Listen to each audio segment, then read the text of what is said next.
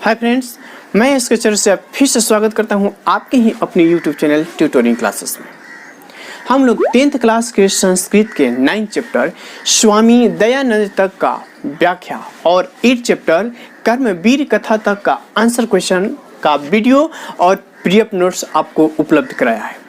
जैसा कि आप जानते हैं कि हमारे एग्जाम में 50% ऑब्जेक्टिव क्वेश्चंस आते हैं, यानी साइंस और सोशल साइंस में आपको 48 ऑब्जेक्टिव आते हैं, जिसमें से 40 क्वेश्चंस का आपको आंसर देने होते हैं। बाकी के सब्जेक्ट में 60 प्रश्न ऑब्जेक्टिव आते हैं, जिसमें से 50 का आंसर आपको देना होता है। तो इस हिसाब से ऑब्जेक्टिव क्वेश्चन भी मोस्ट इम्पोर्टेंट हो रहे हैं। तो आज से हम लोग प्रत्येक चैप्टर से संबंधित जितने भी हो सकते हैं ऑब्जेक्टिव प्रश्नों को देखेंगे। तो आज के इस वीडियो में हम लोग मंगलम पाठ से जितने भी ऑब्जेक्टिव क्वेश्चन बन सकते हैं उसको देखेंगे। तो आइए आज से हम लोग ऑब्जेक्टिव प्रश्नों का सिलसिला शुरू करते हैं। अगर आप इस चैनल पे पहली बार हैं तो चैनल को सब्सक्राइब करके बेल आइकन को दबा दीजिए, जिससे कि हर वीडियो का नोटिफिकेशन आपको मिलता रहे। और वीडियो अच्छी लगे तो वीडियो को लाइक तथा शेयर कर दीजिए।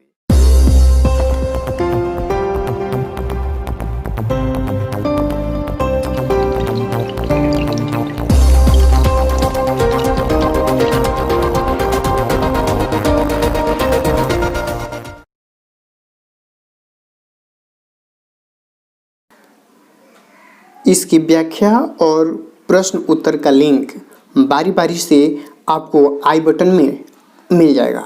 अगर आप यह वीडियो देख रहे हैं तो पेन और कॉपी लेके देखिए। आपके सामने क्वेश्चन आएंगे तो वीडियो को रोक दीजिएगा, अपना आंसर सेलेक्ट कर लीजिएगा, फिर वीडियो चालू करके आप अपने आंसर की मिलान कीजिएगा। ऐसा करने से आपके आत्मविश्वास भी बढ़ेगा। तो आइए देखते हैं। हमारे पास पहला क्वेश्चन है, कस्य अंतिम भागे उपनिषदः अस्ति।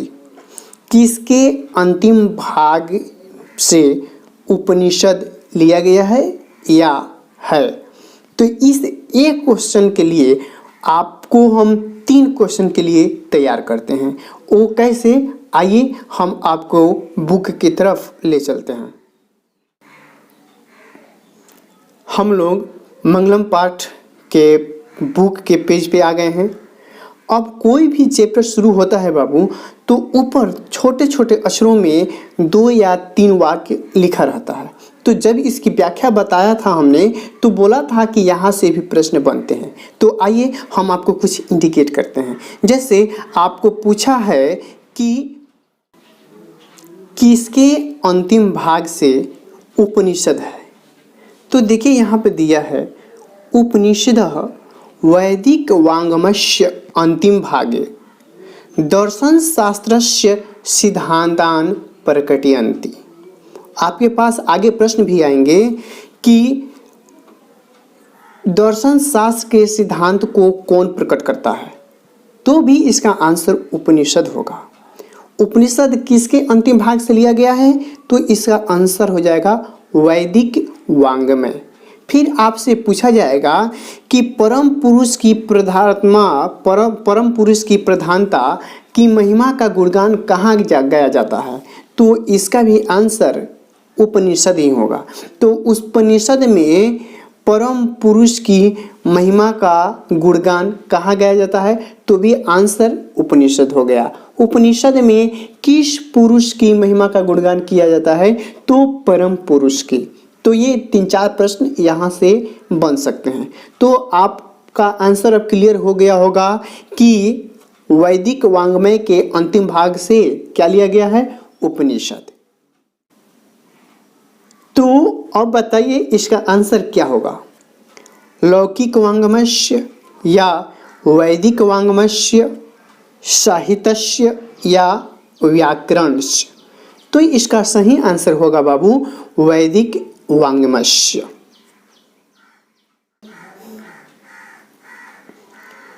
अगला प्रश्न है, दर्शन शास्त्रस्य सिद्धांतान के प्रकटयन्ति। तो इसका आंसर हमने अभी बताया। पहले आप बता दीजिए, रामायण होगा, महाभारत होगा, उपनिषद होगा या मेघदूत होगा? इसका सही आंसर उपनिषद होगा। अगला प्रश्न है, उपनिषदस्य रचनाकारः कः अस्ति? उपनिषद के रचनाकार कौन है? ऑप्शन है चाणक्य, महर्षि वेदव्यास, भर्तृहरि, महात्मा विदुर। इसका सही आंसर होगा बाबू महर्षि वेदव्यास। अब आपके सामने प्रश्न पूछेगा उपनिषदों की संख्या कितनी है? तो उपनिषदों की संख्या 108 है। इसको भी आपको याद करना होगा। चौथा प्रश्न है, मंगलस्य रचनाकारः कः अस्ति? यहाँ पे थोड़ा सा कॉमन सेंस की है बात बाबू कि मंगलम पाठ में सभी के सभी श्लोक उपनिषद से लिए गए हैं और उपनिषद के लेखक महर्षि वेदव्यास हैं। तो मंगलम पाठ के रचनाकार कौन हो जाएंगे?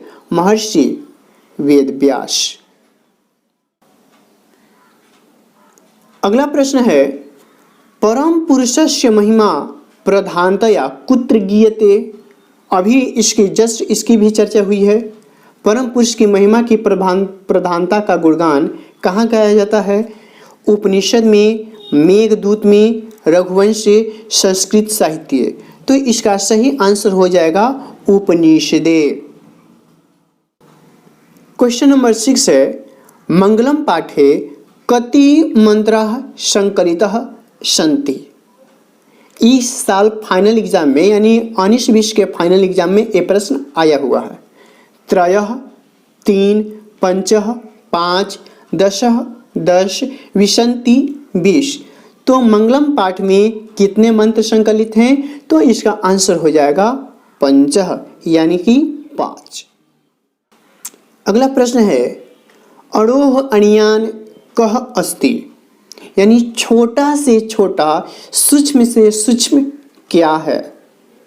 तो आपका दूसरा श्लोक है, अड़ोह अणियान महतो महियान, यानी सूक्ष्म से सूक्ष्म और बड़ा से बड़ा क्या है?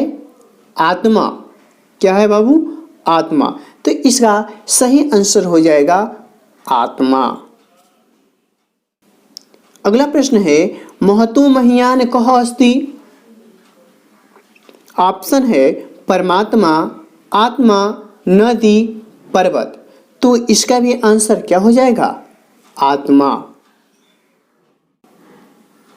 9 नंबर है, किम जयम प्राप्नोति? किसको जय मिलती है? कौन विजय प्राप्त करता है? तो ऑप्शन है असत्यम, सत्यम, क्रोधम, मोह। तो इसका आंसर हो जाएगा सत्यम। अगला प्रश्न है, जीवों के हृदय रूपी गुफा में कौन छिपा हुआ है? तो बाबू अगर किसी प्रश्न पे आप कंफ्यूज हो जाएं तो सबसे पहले आप ऑप्शन से छांटना शुरू कीजिए। जैसे शरीर में आत्मा रहता है या आत्मा में शरीर रहता है?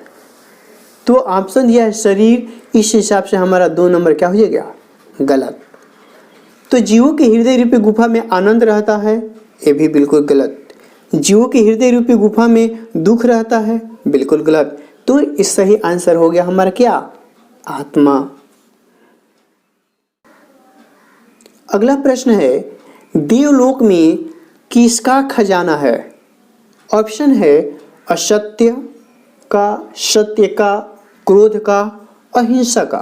तो देवलोक है बाबू, तो अहिंसा होगा नहीं, क्रोध होगा नहीं, असत्य होगा नहीं, इसलिए ऑप्शन बच गया सत्य का। अगला प्रश्न है, स्यन्दमानः नदः कुत्र मिलन्ति? बहती हुई नदियाँ कहाँ मिल जाती है? तो स्यन्दमानः नदः समुद्रे, ऐसा करके एक श्लोक है। तो कहाँ मिल जाती है? ऑप्शन है तड़ाग माने तालाब में, समुद्र में, सरोवर में, नदी में।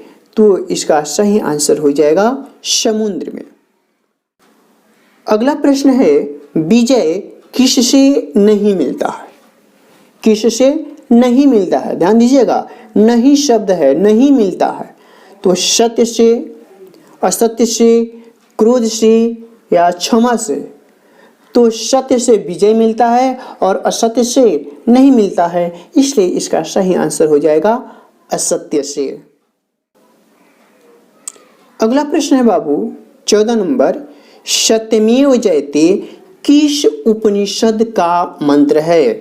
तो बाबू आपको पांचों श्लोक किस उपनिषद से लिया गया है आपको याद रहेगा, तो अर्थ लिखने में भी, व्याख्या लिखने में भी, ऑब्जेक्टिव प्रश्न में भी आपको बहुत बहुत मदद करने वाला है। आइए हम आपको एक बार दिखा देते हैं। पहला श्लोक है, हिरण्यमयेन पात्रेण। आपको हिरण्यमय डैश डैश दे देगा, पूछेगा किस उपनिषद से लिया गया है, तो ये हमारा ईशावास्य उपनिषद से लिया गया है। फिर अगला श्लोक है, अणोरणीयान महतो महीयान, ये हमारा कठोर उपनिषद से लिया गया है। तीसरा श्लोक जो हमसे ये पूछा है, सत्यमेव जयते किस उपनिषद से लिया गया है, तो ये हमारा मुंडकोपनिषद से लिया गया है। चौथा श्लोक है, यदा नदा चंदमानः समुद्रे, तो ये भी हमारा मुंडकोपनिषद से लिया गया है। अगला श्लोक है हमारा, वेदाहमेतं पुरुषं महातं, ये हमारा श्वेताश्वर उपनिषद से लिया गया है। अब आप समझ गए होंगे कि सत्यमेव जयते किस उपनिषद से लिया गया है, तो ये हमारा मुंडकोपनिषद से लिया गया है। अगला प्रश्न है बाबू, सत्य का मुख किससे ढका हुआ है? रजत पात्र से यानी चांदी से, स्वर्ण पात्र से सोना से, ताम्र पात्र से तांबा से, कांस्य पात्र यानी कांसा से। तो हिरण्यमय पात्र, हिरण्यमय सोने जैसा आवरण से। कैसे बाबू? सोने जैसा आवरण, इसलिए हमारा आंसर हो जाएगा स्वर्ण पात्र। अगला प्रश्न है, मंगलम पाठ का प्रथम मंत्र किस उपनिषद से लिया गया है?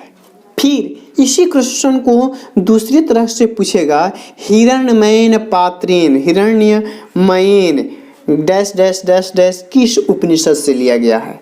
तो आपको दोनों तरीके से याद रखना है।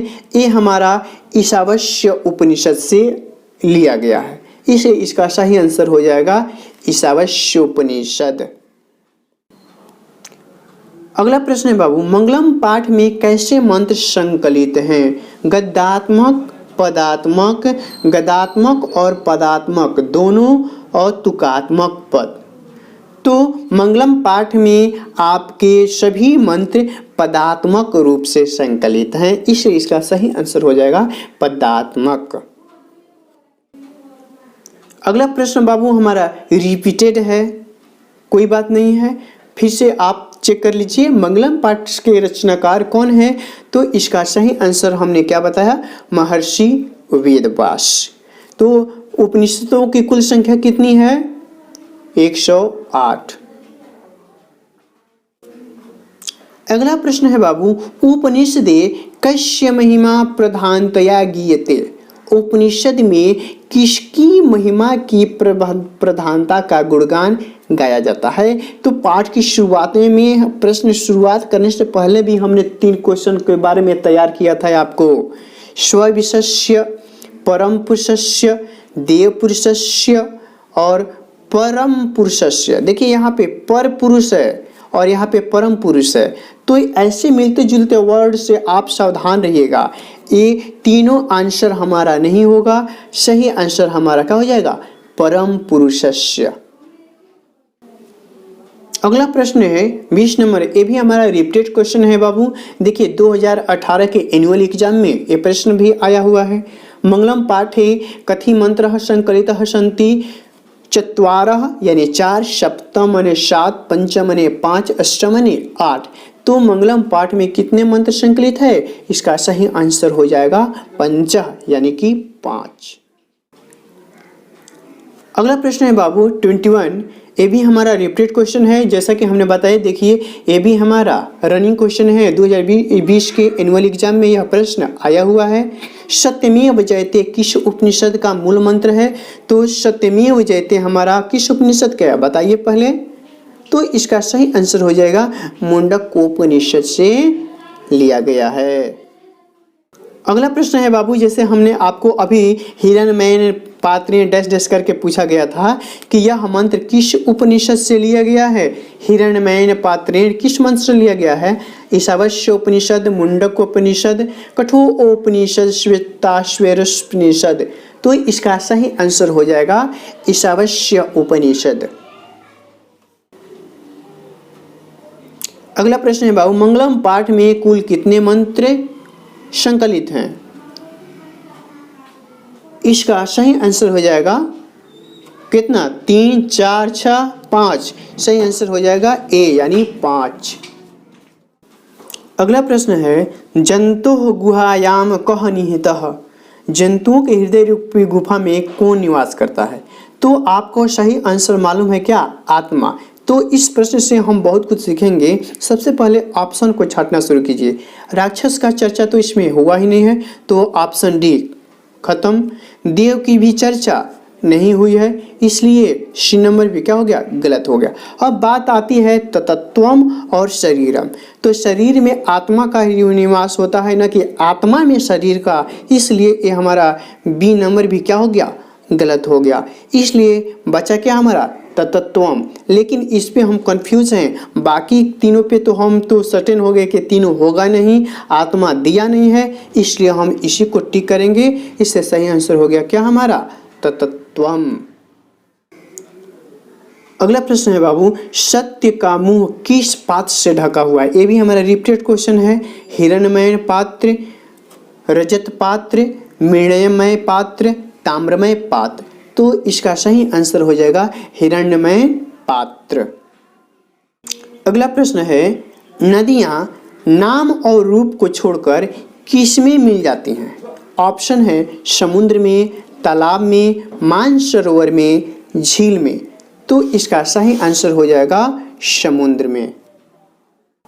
अगला प्रश्न क्या है बाबू, महान से भी महान क्या है? तो अभी हमने आपको बताया सूक्ष्म से सूक्ष्म, महान से महान, बड़ा से बड़ा क्या है? आत्मा। इसलिए बिना देखे रुके हम ऑप्शन ए को क्या कर देते हैं? टिक करते हैं। फिर भी अपने आप को कंफर्म होने के लिए ऑप्शन को पढ़ते हैं। देवता, ऋषि, दानव। कोई बात नहीं, हमने सही आंसर को सेलेक्ट कर लिया है। अगला प्रश्न है अणोरणीयान महतो डैश डैश किस उपनिषद से लिया गया है? तो अभी इसकी चर्चा हुई है कि पहला श्लोक ईशावास्य से और दूसरा श्लोक कठोपनिषद से लिया गया है। इसका सही आंसर क्या हो जाएगा? कठोपनिषद।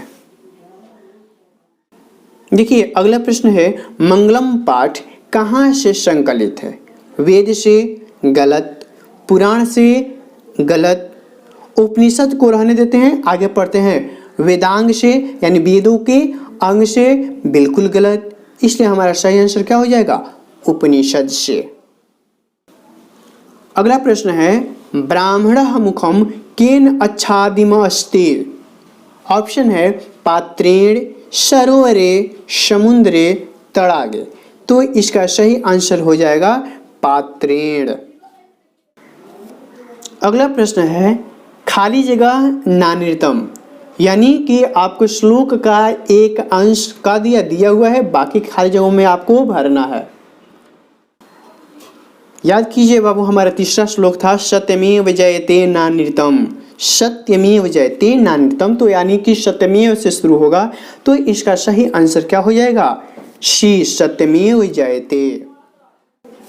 अगला प्रश्न भी ये भी श्लोक के अंश है बाबू। पहले वाला पार्ट को नहीं दिया गया है, बाद वाले पार्ट को दिया गया है।